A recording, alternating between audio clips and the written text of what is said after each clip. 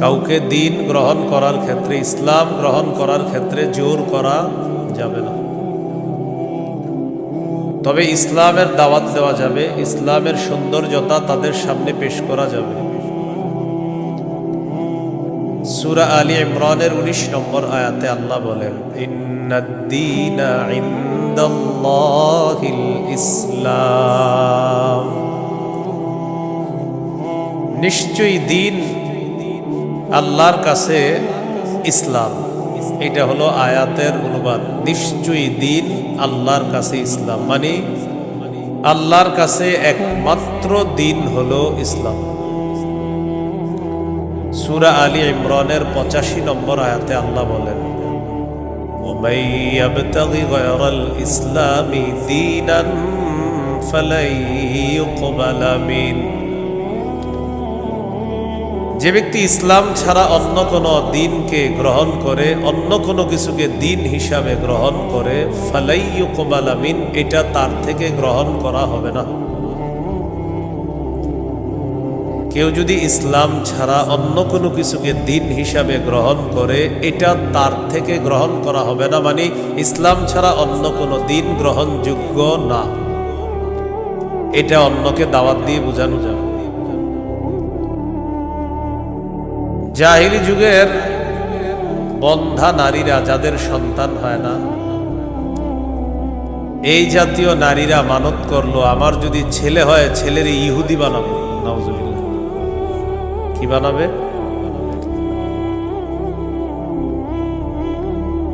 নাজিবি গোত্রের ইহুদিদেরকে বের করে দেওয়ার জন্য হুকুম আসলো। ইহুদিদের আত্মীয় স্বজন যারা আছে তারা চিন্তা করলো, আমাদের আত্মীয় স্বজন যারা, তাদেরকে মুসলমান বানায়া মদিনায় রাইখা দিই।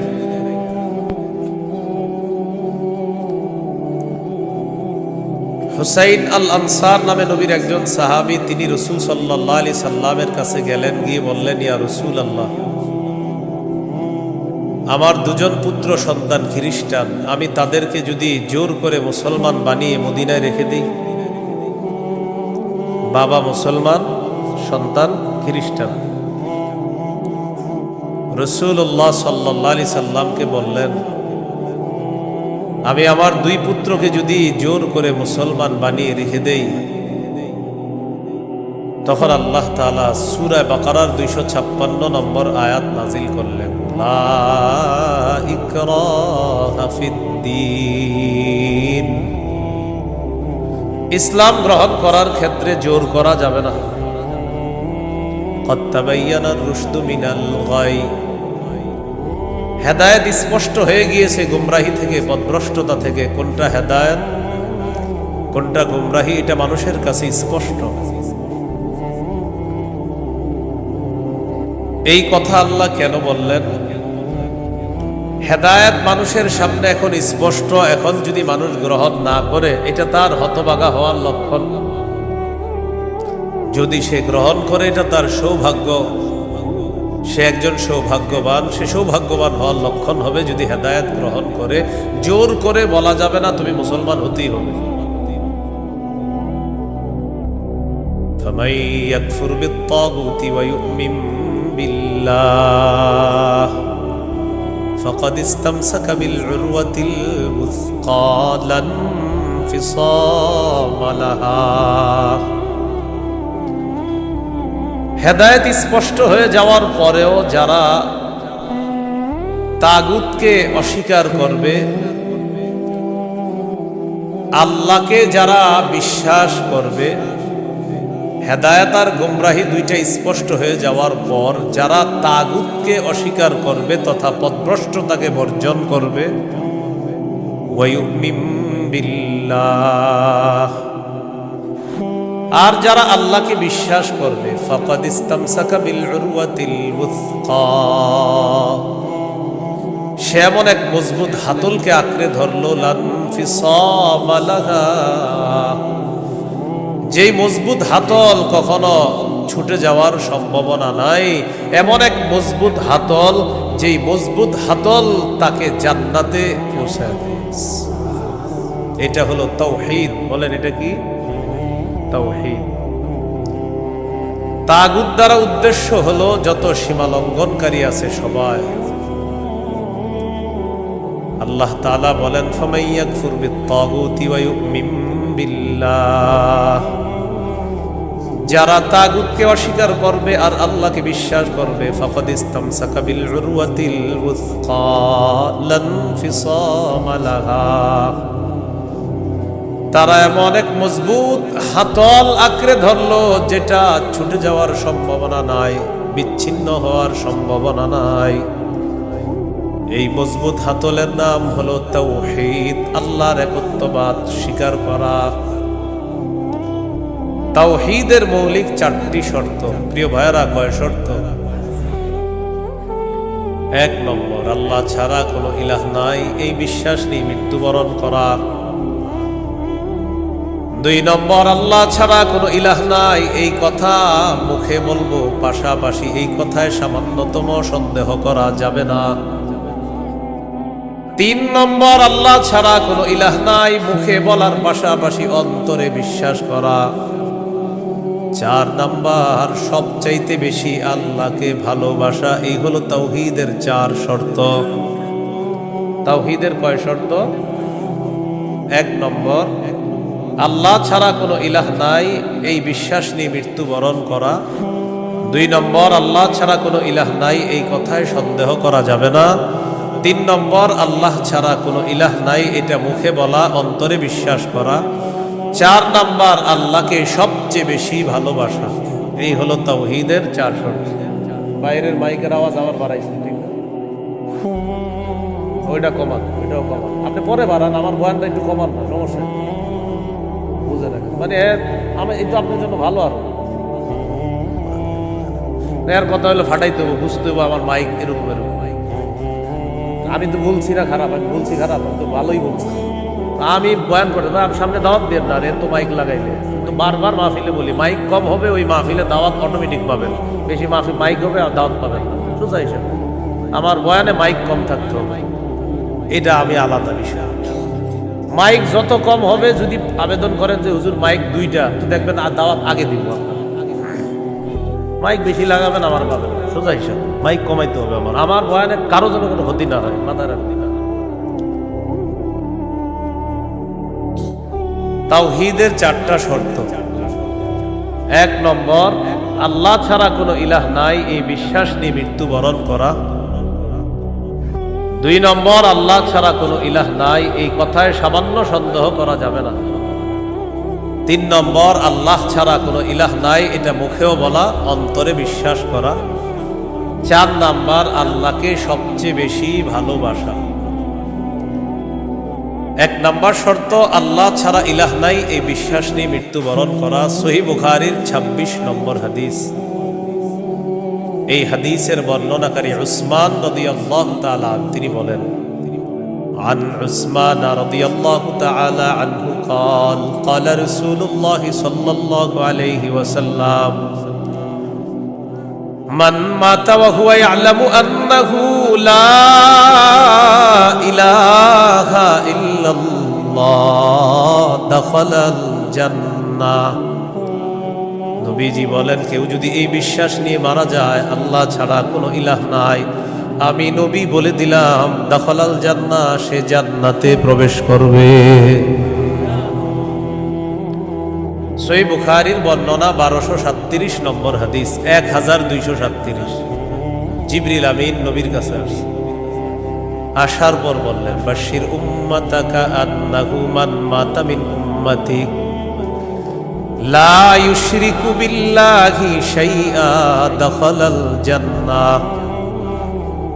জিবরিল আমিন আসছে, আসার পর বলে, ইয়া রাসূলুল্লাহ, আপনার উম্মতের মধ্যে যারা শিরিক না করে মারা যাবে, আল্লাহ তাআলা আমাকে পাঠিয়েছে আপনাকে বলার জন্য, শিরিক করা ছাড়া যারা মারা যাবে আপনি ওই উম্মতকে জান্নাতে প্রবেশের সুসংবাদ জানায়া দেন। বুঝে আসছেন সবার? তাহলে 1 নাম্বার, আল্লাহ ছাড়া কোনো ইলাহ নাই এই বিশ্বাস নিয়ে মৃত্যুবরণ করা। একদিন এক ফেরেশতা নবীজির কাছে আসছে। নবীজি সাল্লাল্লাহু আলাইহি সাল্লাম বলেন, তানি আতিম মির রাব্বি, فخيرني بين أن يدخل نصف أمتي الجنة وبين الشفاعة।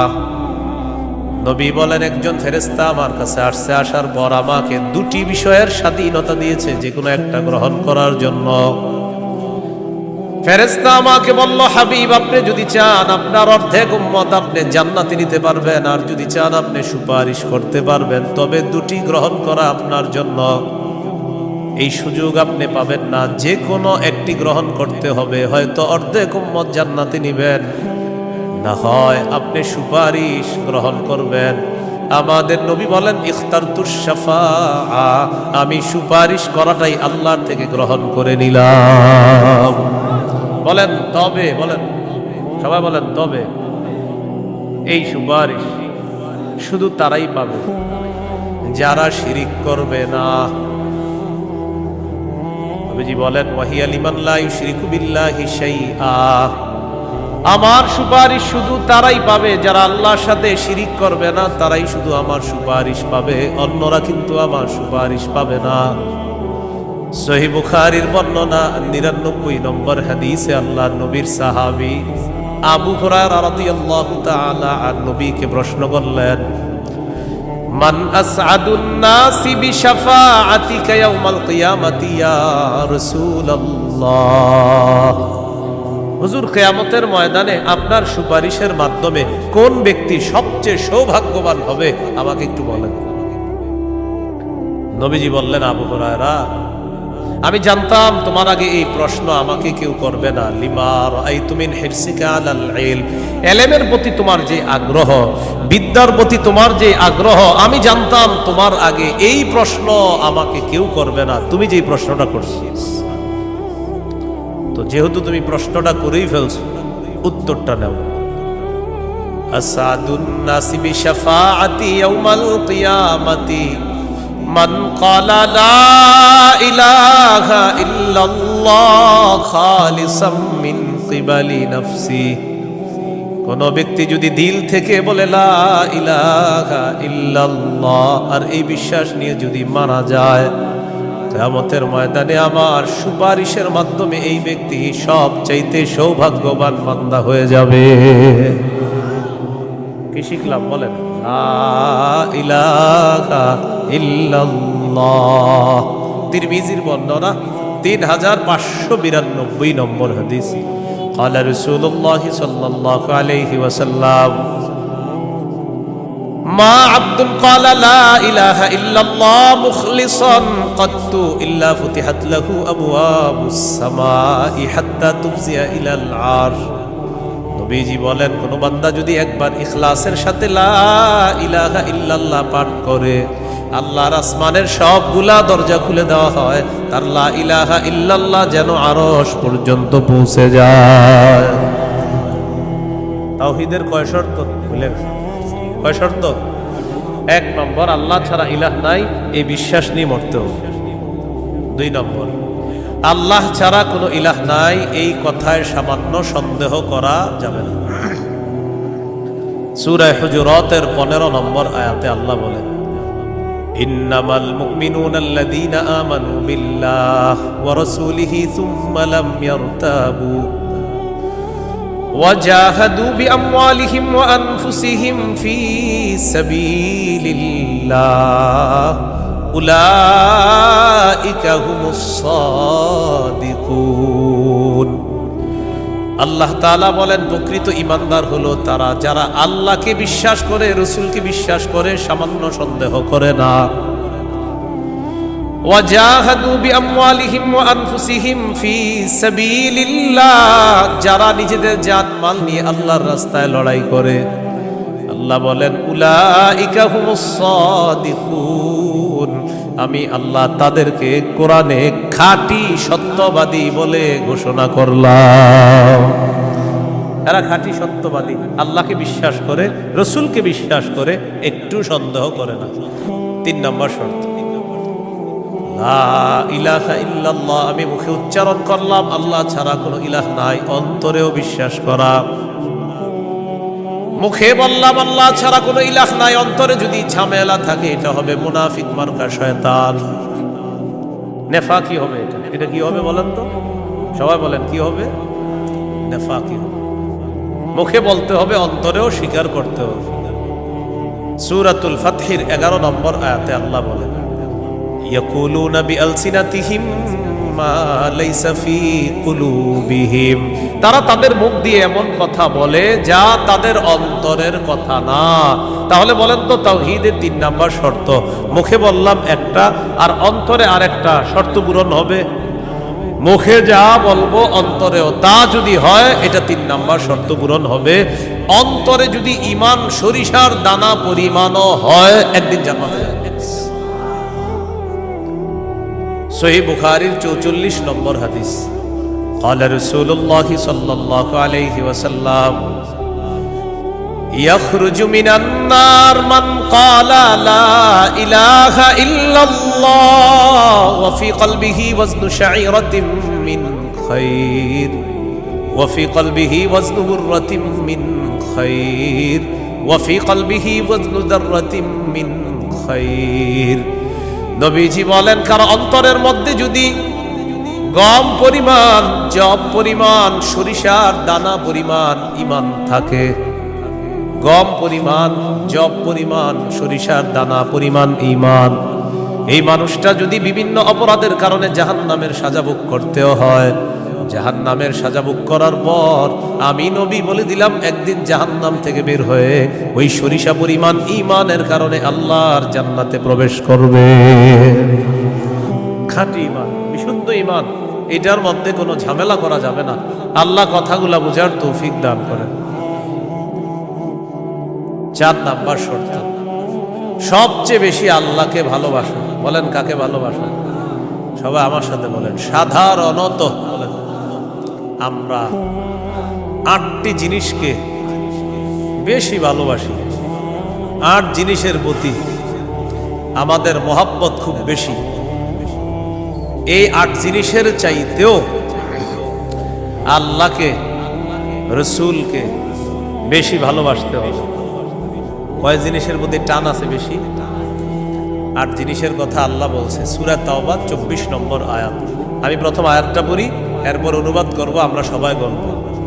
আল্লাহ তাআলা বলেন, কুল ইন কানা আবাউকুম ওয়া আবনাউকুম ওয়া ইখওয়ানুকুম ওয়া আজওয়াজুকুম ওয়া আশীরাতুকুম ওয়া আমওয়ালুন ইকতারাফতুমুহা ওয়া তিজারাতুন তাখশাউনা কাসাদাহা ওয়া মাসাকিনু তারদাউনাহা আহাব্বা ইলাইকুম মিনাল্লাহি ওয়া রাসূলিহি ওয়া জিহাদিন ফি সাবিলিহি ফাতারাব্বাসু হাত্তা ইয়াতিয়াল্লাহু বিআমরি। কত? আল্লাহ তাআলা বলেন, ইন কানা আবাউকুম, যদি তোমাদের মা বাবা, ওয়া আবনাউকুম, যদি তোমাদের সন্তান, ওয়া ইখওয়ানুকুম, যদি তোমাদের ভাই বোন, ওয়া আজওয়াজুকুম, যদি তোমাদের বিবি, ওয়া আশীরাতুকুম, যদি তোমাদের পরিবার আত্মীয় স্বজন, ওয়া আমওয়ালুন ইখতারাফতুমুহা, যদি তোমাদের উপার্জিত সম্পদ, ওয়া তিজারাতুন তাখশাউনা কাসাদাহা, তোমাদের ব্যবসা, যেই ব্যবসায় লস হওয়ার টেনশনে থাকো, ওয়া মাসাকিনু তারদাউনাহা, যে বাসস্থান তোমরা অনেক ভালোবাসো, আহাব্বা ইলাইকুম মিনাল্লাহ ওয়া রাসূলিহি ওয়া জিহাদিন ফি সাবিলি। আল্লাহ তাআলা বলেন, এই 8টা জিনিস যদি আল্লাহ এবং তার রাসূল আর চাইতে তোমাদের কাছে বেশি প্রিয় হয়, ফাতারাব্বাসু, অপেক্ষা করো, হাত্তা ইয়াতিয়াল্লাহু বিআমরি, আল্লাহ তাআলা গজব নিয়ে আসার অপেক্ষা করো। বলি নাউযুবিল্লাহ। কি শিখলাম? এই 8 জিনিসের প্রতি আমাদের মহব্বত আছে বেশি। আল্লাহ বলেন, এইগুলা যদি আল্লাহর চেয়ে বেশি মহব্বতের হয়, নবীর চেয়ে বেশি মহব্বতের হয়, তাহলে গজবের অপেক্ষা থাকো। তাহলে কি শিখলাম? এই 8 জিনিসের চাইতে আল্লাহকে বেশি ভালোবাসা, রসুলকে বেশি ভালোবাসতে হবে। আল্লাহ তৌফিক দান করেন। এখানে কয় জিনিসের ভালোবাসার কথা হলো? 8 জিনিসের ভালোবাসার কথা। এবার আমার সাথে বলেন, সাধারণত মৌলিকভাবে 2টা জিনিস আমাদেরকে আল্লাহর থেকে দূরে রাখে। 1 সম্পদ, 2 সন্তান। এই দুইটা মৌলিকভাবে আমাদেরকে খালি আল্লাহর থেকে গাফেল করে দেয়। সূরা মুনাফিকুনের 9 নম্বর আয়াতে আল্লাহ বলেন, ইয়া আইয়ুহাল্লাযীনা আমানু লা তুলহিকুম আমওয়ালুকুম ওয়ালা আওলাদুকুম আন যিকরিল্লাহ। আল্লাহ তাআলা বলেন, হে ঈমানদারগণ, লা তুলহিকুম আমওয়ালুকুম ওয়ালা আওলাদুকুম, তোমাদের সম্পদ, তোমাদের সন্তান তোমাদেরকে যেন গাফেল করে না দেয়, আন যিকরিল্লাহ, আল্লাহর স্মরণ থেকে যেন গাফেল করে না দেয়।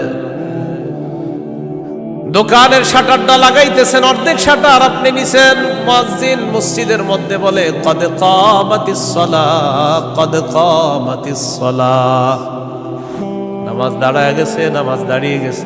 এই টাইমে কাস্টমার এসে কয় 10,000 টাকার সদায় লাগবে, টেনশনে পড়ে গেলেন, নামাজ 10,000, নামাজ 10,000, নামাজ 10,000, পুরাই টেনশনে আছে। আল্লাহ তাআলা বলেন, সম্পদ যেন তোমাদেরকে আল্লাহর থেকে দূরে সরায় না দেয়। নামাজ দাঁড়িয়ে গেছে, আপনি শাটারও লাগাইতেছেন নামাজে যাওয়ার জন্য, আল্লাহ তাআলা বলেন, এই শোনো, সম্পদ যেন আল্লাহর থেকে দূরে সরায় না দেয়। কাস্টমার কয় 10,000, মুয়াজ্জিন কয় কদ কামাতিস সালাহ, টেনশনে পড়ে গেছে, কি করব? সূরা তাহার 132 নম্বর আয়াতে আল্লাহ বলেন, লা নাসআলুকা রিজকা নাহনু নারযুকুকা, নবী আপনার কাছে আমি রিজিক চাই না, আমি আপনারে রিজিক দেই। পরিবারকে নামাজের কথা বলেন, নিজে নামাজ পড়েন।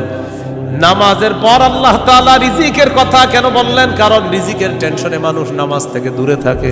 আল্লাহ বলেন, বান্দা তুমি নামাজে যাও, আমি তোমার থেকে রিজিক চাই না, আমি আল্লাহ তোমাকে রিজিক দিয়ে দেই। সম্পদ আল্লাহর থেকে দূরে রাখে। আর হলো সন্তান, সারাদিন কান্নাকাটি করে না, যেই জোহর নামাজে রওনা করবেন ওই টাইমে কয় আমি চিপস খাবো,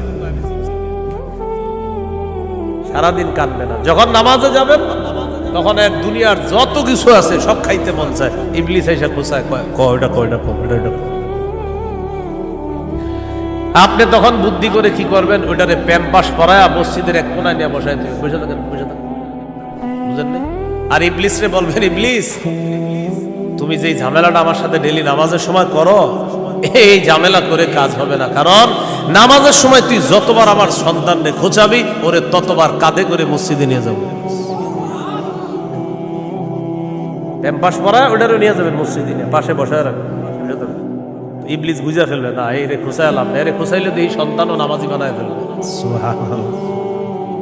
সম্পদ, সন্তান আল্লাহর থেকে আমাদেরকে দূরে রাখে। প্রিয় ভাইয়েরা, এই দুই জিনিস যেন আমাদের মধ্যে এত মহব্বত গালেব না হয় যে এই দুই জিনিস এত পরিমাণ মহব্বত করতে গেলাম, আল্লাহকে ভুলে গেলাম, রসুলকে ভুলে গেলাম, আখিরাত ভুলে গেলাম। এমনটা ভালোবাসি, সন্তান ভালোবাসি, মা ভালোবাসি, বাবা ভালোবাসি, ঠিক, কিন্তু এর চেয়ে বেশি ভালোবাসি আল্লাহ। এই হলো আল্লাহকে সবচেয়ে, তাওহীদের কয় শর্ত? 4 নাম্বার, সবচেয়ে বেশি কাকে ভালোবাসা? আল্লাহকে, রসুলকে সবচেয়ে বেশি ভালোবাসা, আল্লাহকে এরপর রসুলকে সবচেয়ে বেশি ভালোবাসা। সহিহ বুখারীর বর্ণনা 16 নম্বর হাদিস, ক্বালা রাসূলুল্লাহ সাল্লাল্লাহু আলাইহি ওয়াসাল্লাম, সালাসুন মান কুন্না ফীহি ওয়াজাদা হালাওয়াতাল ঈমান। নবীজি বলেন, 3টা বৈশিষ্ট্য যদি কারো মধ্যে থাকে, সে অন্তরের মধ্যে ঈমানের স্বাদ আস্বাদন করতে পারবে। 1 নাম্বার, ইয়াকুন আল্লাহু ওয়া রাসূলুহু আহাব্বা ইলাইহি মিম্মা সিওয়াহুমা, আল্লাহ, আল্লাহ রসুল ছাড়া যত কিছু আছে সব কিছুর চাইতে আল্লাহ আর তার নবীকে বেশি ভালোবাসা। 2 নাম্বার, ওয়া ইউহিব্বাল মারআ লা ইউহিব্বুহু ইল্লা লিল্লাহ, কোন মুসলমানকে শুধুমাত্র আল্লাহর জন্য ভালোবাসা। 3 নাম্বার, আইয়াকরাহা আইয়াউদা ফিল কুফরি কামা ইয়াকরাহু আইয়ুকযাফা ফিন্নার, আগুনের মধ্যে পুড়ে যাওয়া যেমন অপছন্দ, তেমনি ভাবে কুফরি করাটাও এমন অপছন্দ হওয়া। কোটি কোটি টাকা আপনার সামনে রাখা হলো আর বলা হলো আগুনে পুড়ে মারা যাও, আপনি তখন জবাব দিবেন, আপনার কি মাথা খারাপ? আগুনে পুড়ে যদি আমি মারা যাই, তুই কোটি টাকা দিয়ে আমি করবো কি? এবার আপনাকে বলা হলো কোটি কোটি টাকা দেওয়া হবে, তুমি কুফরি করো, আপনি জবাব দিবেন কোটি টাকার বিনিময়ে যেমন দুনিয়ার আগুনে পড়তে চাই না, তেমনি ভাবে কোটি টাকার বিনিময়ে কুফরি করে জাহান্নামের আগুনেও পুড়তে চাই না। নবীজি বলেন, কারো মধ্যে যদি এমন অনুভূতি থাকে আগুনে পুড়ে যাওয়া তার অপছন্দ, তেমনি ভাবে কুফরি করাটাও তার কাছে অপছন্দের, আল্লাহ তাআলা তার অন্তরের মধ্যে ঈমানের স্বাদ তৈরি করে দিবেন। ঈমানের স্বাদ দিবেন। তো এই তিনটার মধ্যে একটা হলো আল্লাহকে বেশি ভালোবাসা। বলেন তো তাওহীদের কয় শর্ত? 1 নম্বর, আল্লাহ ছাড়া কোনো ইলাহ নাই, এই বিশ্বাস নিয়ে মৃত্যুবরণ করা। 2 নম্বর, আল্লাহ ছাড়া কোনো ইলাহ নাই, এটার মধ্যে একটুও সন্দেহ করা যাবে না। 3 নম্বর, আল্লাহ ছাড়া কোনো ইলাহ নাই, এটা মুখে বলা, অন্তরে স্বীকার করা, বিশ্বাস করা।